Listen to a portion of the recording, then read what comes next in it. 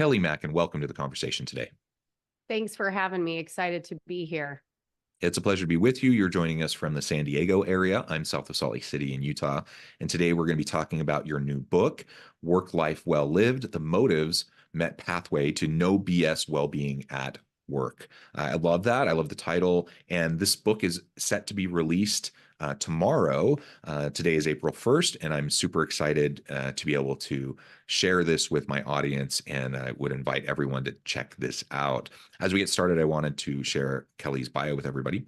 Kelly Mackin is the author of Work Life Well Lived, as I mentioned, and co-founder and CEO of the Motives Met platform and human needs assessment, which empowers people to create their best work life and workplace. Kelly's journey from ill-being to well-being at work ignited her passion and dedication for helping people create health and happiness in their lives through a unique blend of skills. And I could go on, but I'm going to pause there. Kelly, anything else that you would specifically like to highlight from your background, personal context, or regarding your company before we dive on into the broader conversation around your book? No, I think that was a fantastic intro. We can leave it at that. Okay, wonderful. Well, I always like to start when talking about a book, kind of with the foundation of the kind of how, why and how, like why this book, why now, and how did you come about to write this book at this time? Well, this book has been a long journey that really started back to when I was a kid. And I grew up watching my mom experience such extremes in her work life. She was senior VP of one of the largest global ad agencies, one of like the first women VPs. And to me, she was just the epitome of success. And she loved the work that she did. I mean, it gave her such confidence and joy and really lit her up. But then her company got bought out and everything changed. And I just saw her as a kid go through such stress and work trauma and be in such a toxic environment to where she would get physically sick before work. But unfortunately, so many of us kind of hold the belief that that's just the way it is. And I'm so happy to say that that's changing more and more every day. But then I ended up on that same path, like my mom. And I call the work environment I was in like Mad Men for modern times. I mean, it was wild. I look back now and think about the environment I was in. And when you're outside of it, of course, it's a lot easier to have the clarity. But at the time, I just felt like this was something I had to put up with. And that one day, maybe with enough blood, sweat, and tears, I could earn health and happiness at work. That, it was a privilege and not a right. So I had a big wake up call once I hit some real lows. And that really propelled me on a whole journey towards well-being in my life, both personally and professionally. And then it was around 2017 where my mom and I were actually thrilled. We're like, hey, they're using the words work and well-being in the same sentence. This is wild. This wasn't the case not that long ago. But we went, why is stuff still so bad then? Like, why is ill-being at work still skyrocketing? And this was even before the pandemic. And, part of our background is in quantitative human behavior research. So just out of our research curiosity, we started to research what even is work well-being. And that's really what ignited the whole path to get to where we are today and to write this book. Yeah, awesome. Thank you for that background and sharing a little bit about your story and why this is so personal to you. I think that always makes books like this more compelling.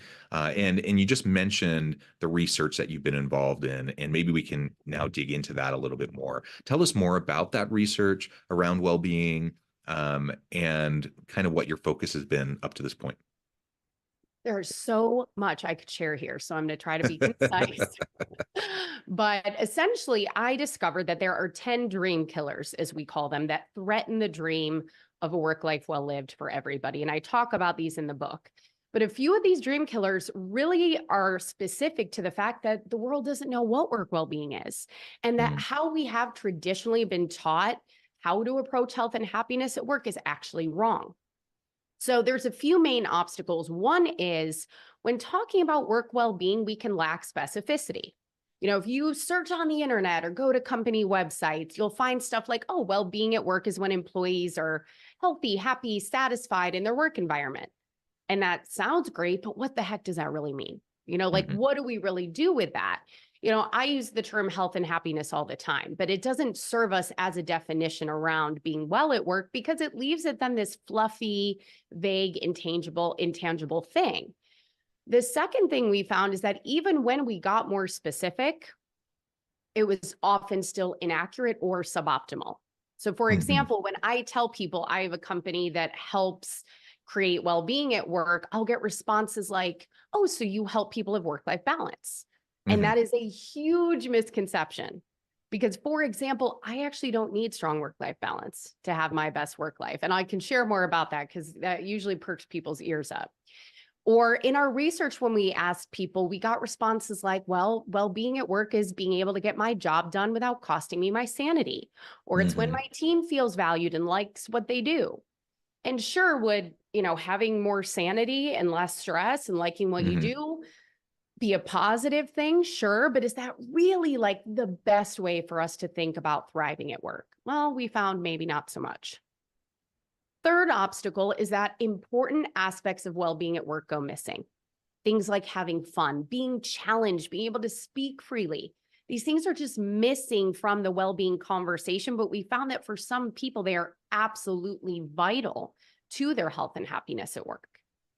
And then Can I pause you there just for a second? Because yeah. So much of what you've already said really resonates with me.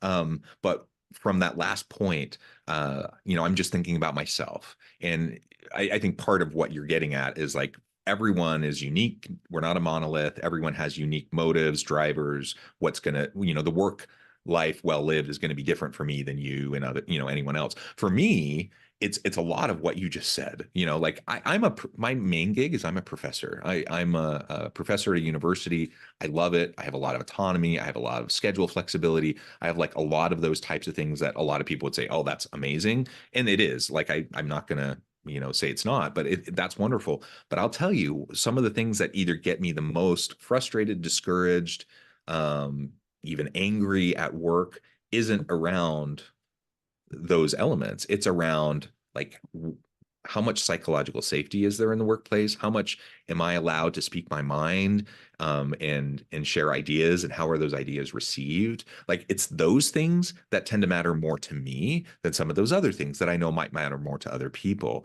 And so, anyways, I just wanted to highlight that. Like, that really resonated with me when you said that, and I think we all probably can tune into different things that are most important to us and most salient. Yes. No, I mean that you got it. You hit the nail on the head. And it's so simple and obvious in a way, but it's just not how we approach things. Because the last obstacle I was going to touch on is that there's so much noise out there to navigate through. There's CEOs and TED Talks telling you got to find your purpose. Otherwise, you're going to be miserable your whole work life. There's research saying your employees are leaving because they don't have growth. And other research is like, no, they're leaving because like of a bad boss or they don't think you value them enough. So it's like, there's just so many people telling us what we should want and what we should need and what we should prioritize in our hierarchy of needs, when all of that we found is pretty much BS. Because what matters most to me at work is not going to be what matters most to you. Well-being is personal. And we call it the ugly truth because it makes it a lot tougher. A lot of people want to say, hey, these are the 5 things you need to care about. Here are the 5 things your team wants most. And we say that's all a lie. So our research actually found there's 28 psychological, emotional, and social needs, what we call motives, that are what thriving at work is truly all about. And we developed this really cool framework. It's colored and it's interactive on our website. And so it makes it easy to grasp. But these 28 needs fall into 10 overarching buckets, or motive domains, as we call them. So for example, in the freedom domain, there's the need for autonomy, the need for flexibility. And like you were saying, free expression is a big one, that need to express yourself and have that psychological safety. In the balance domain, we have the work-life harmony and balance pace motive. But belonging is a motive, and fun and self-esteem and prestige and culture and leadership. So there's so many of these different needs, but we need a way to organize, prioritize, and understand them in a way that actually serves us. Like the type A person in me was dying for some structure. I'm like, okay, sure, there's some good information and research in the world, but how do we really make sense of it and develop a system around it that helps us?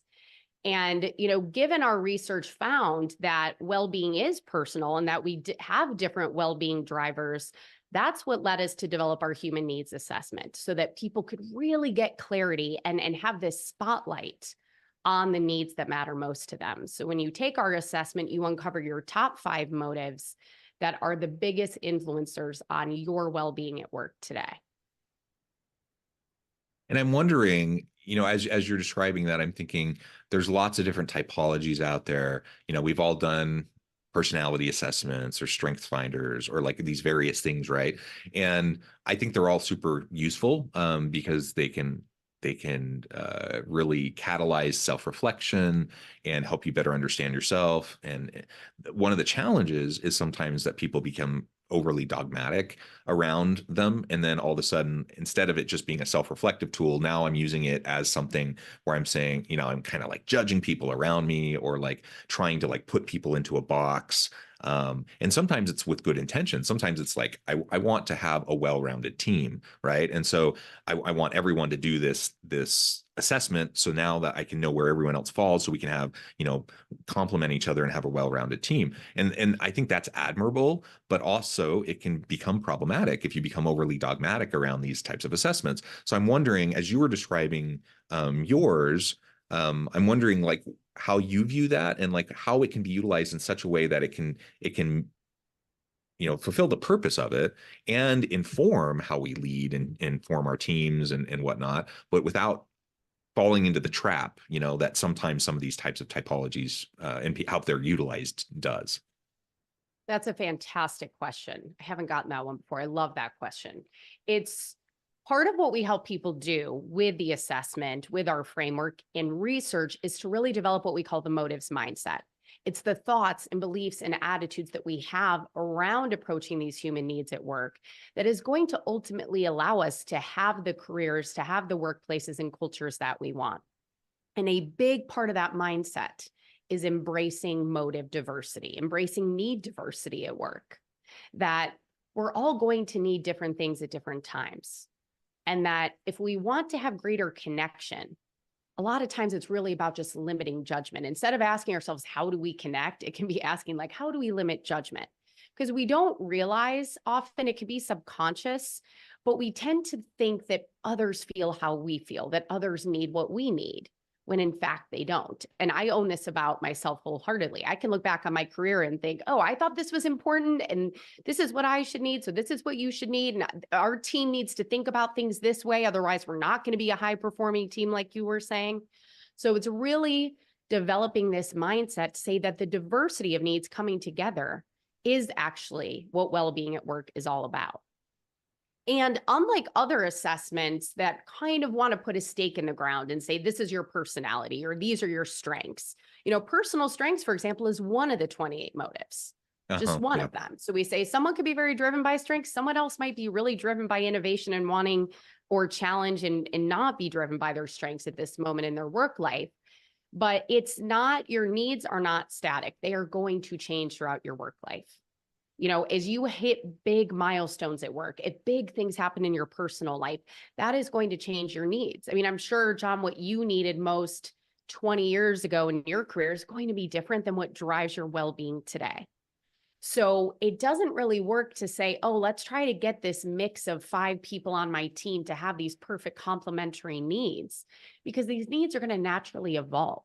What it's about and what we drive home with leaders all the time is that it's learning to live in the friction of these needs well, because inevitably certain needs hold more friction with one another, and it's unavoidable. So instead, if you can develop that, motive diversity mindset and go, okay, how do we compromise and problem solve and be strategic and learn to live in this tension in a way that we're doing it collectively and everyone understands that there does need to be compromise at times, that is what's going to actually set us up for success, rather than trying to control people's needs and put together a team with perfect needs that complement one another.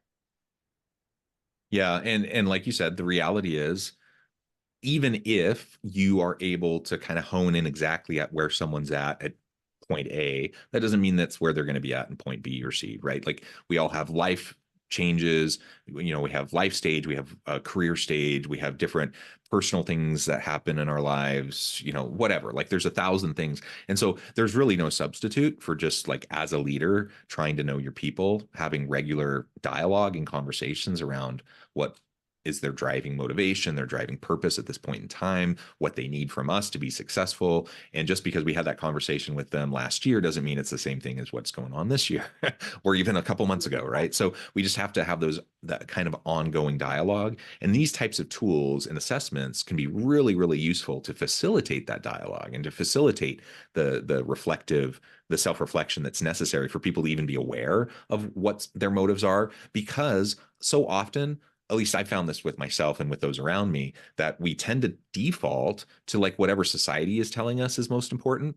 And so I may not even be aware of like what my driving motives are, even though it's 100%. me. Like it's me, and I'm living my life, and yet I'm clueless because I'm just kind of living the life that I've been told to lead and that people say is important, or like the aspects that define a successful career. I'm just kind of accepting what other people tell me instead of defining it for myself, right? And so that can make it really challenging.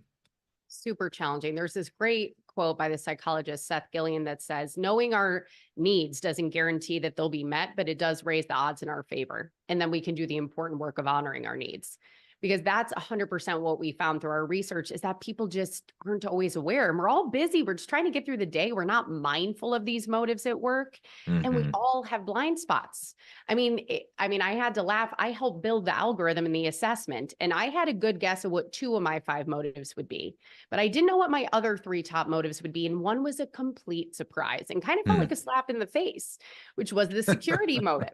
Because I'm like, anybody who knows me knows I'm an entrepreneur, I'm a risk taker, I'm an adventurous soul. And when I saw security as a top motive, I was like, what? That felt so out of character. But I realized it was showing up in my top 5 because it was weak. It was my weakest moment at the time. It was the need that was not met, that really needed my attention, because I was leaving the comforts of my career behind to start motives met and go on this scary journey. So there was fear and doubt, and that was kind of holding me back. I had 1 foot in, 1 foot out. And Mm-hmm. so I had to really have like this, we call like carefrontation with yourself, and go, okay, how am I going to better meet this motive? What am I going to do?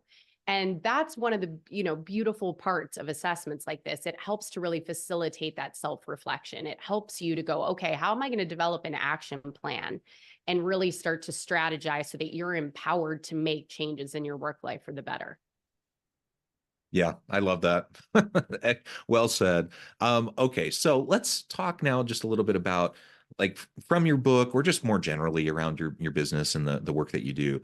What advice would you give to leaders who want to amplify mental health and happiness and create a people first culture within their organization, recognizing that we have all these different people with all these different drivers and motives and things that they bring to the table? That's not an easy thing to accomplish. And would you have any suggestions around like maybe 2 or 3 specific things that people can start to try to do to move the needle?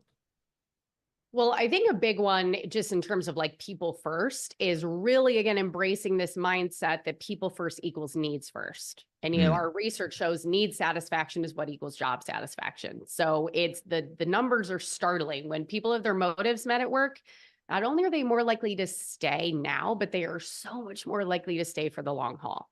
So, hmm people talk about people first, and it gets kind of thrown around as this buzzword, but it gets void of that clarity of what does that mean. So it's you as a leader taking a step back, looking at these 28 needs and going, which ones are thriving? Which ones are suffering? Why is that? And which ones are most important to the people on my team? So that's a really critical part. Second thing I would say that has been so monumental with some teams we have worked with is empowering as a leader everyone to co-create well-being at work together, because it's tough for leaders. They get hammered in their heads. You need to take the lead on creating well-being and mental health and happiness for your team and a great culture and all these things. And yes, you have a huge responsibility as a leader, but a big part of that responsibility is actually sharing that accountability and responsibility. Because at the end of the day, the degree that any of these needs are going to be met at work is going to be dependent on everybody. So we say that well-being at work happens when individuals and work peers and leaders show up for one another and each other in meaningful ways to keep these needs healthy. So you need to tell everybody, hey guys, there's 28 needs. This is tough. There's going to be friction. Everyone's got to show up and care about these things. And what's really cool about that, what happens is people start to have compassion for you. Your team starts to see, oh yeah, this is kind of tough. This isn't going to be perfect. There's give and take. This is a tough thing in our culture to figure out.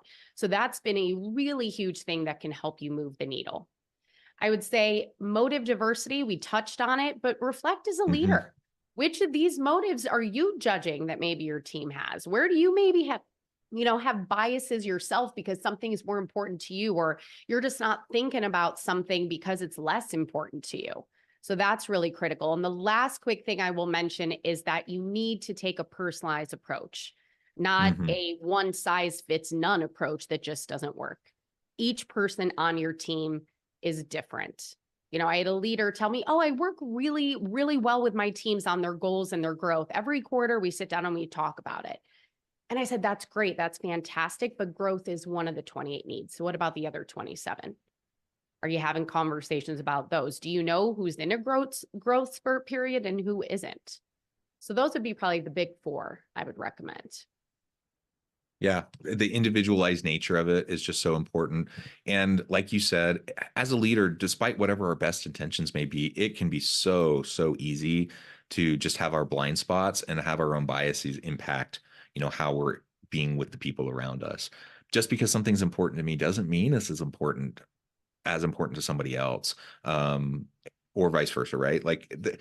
We just have, and one of the pet things that I am always concerned about that frustrates me more than anything else, that may not even register for other people. And so that's a hard thing to admit and to swallow, and then to do the hard work of just like knowing your people and having the dialogue on a regular basis so that you can better understand those things and then be willing to address them, to work with your team collectively, like you said multiple times, so that we all have ownership in this. We can all do this together. That is super key. It's not rocket science, but it's hard because we have to be consistent. We have to be committed to doing this. And it means, one size doesn't fit all, despite what we always try to do, like humans in our brains, like we try to put people into buckets and we try to categorize things. And it's so easy when we can say, here's a 5-step, checklist of like how we can make everyone happy at work. That's what we want. That the problem is that doesn't work. And so we have to be able to acknowledge that. And then we have to be able to just personalize it. And there's no substitute for that intentionality and specificity. Yeah, absolutely. You have to walk the path. As we say, in the book, I give you the No-B.S path. It's to understand, be mindful of, evaluate, communicate, and then ultimately meet these motives, developing an action plan, sharing your motive stories around them. So if you walk the path, you're going to get there. But, we always say we're not going to sell you on some kind of false narrative of just go do these few things. And that's what you need to do, because we know from our research, it just doesn't work. Yeah, I appreciate that. I think there's a lot of organizations who can't admit that, I think that's important. And sometimes when, because people like the quick fix, they like the digestible, and they want the easy answer, sometimes it can be really attractive to us in our businesses to just try to sell them that snake oil, and that's not actually going to do anything. It's not going to help them. It might make us money, but it's not going to help them to find success in life. So I appreciate your approach there. Kelly, this has just been a pleasure. I know at the time I need to let you go here in just a minute. Before we wrap things up for today, I just wanted to give you a chance to share with the audience how they can connect with you, find out more about your work, your team, and where they can find your book, and then give us a final word on the topic for today. So you can check us out at motivesmet.com. You'll be able to see the framework there. You'll be able to check out the human needs assessment. But what's really cool is if you buy the book, you get a free code to take the assessment, which is a $20 value, which is awesome. So then when you go through the book, you're really doing it through the lens of your top 5 motives, which is super cool. And you can get the book anywhere books are sold. And I'm very active on LinkedIn. You can find me Kelly Mackin, and I'm also on Instagram, Kelly Mackin _motivesmet. And I think the final word to leave you with is that what I've heard time and time again that's really awesome about engaging with us in this pathway to well-being is that people feel empowered in a new way they've never felt before, because this is a totally new approach to well-being at work. And you feel like you have the real clear steps to get you towards that attainable dream of a work life well lived. Yeah. Thank you, Kelly. It's been a real pleasure. I encourage the audience to reach out, get connected, find out more about what Kelly can do for you. Check out the book. And as always, I hope everyone can stay healthy and safe. They can find meaning and purpose at work each and every day. And I hope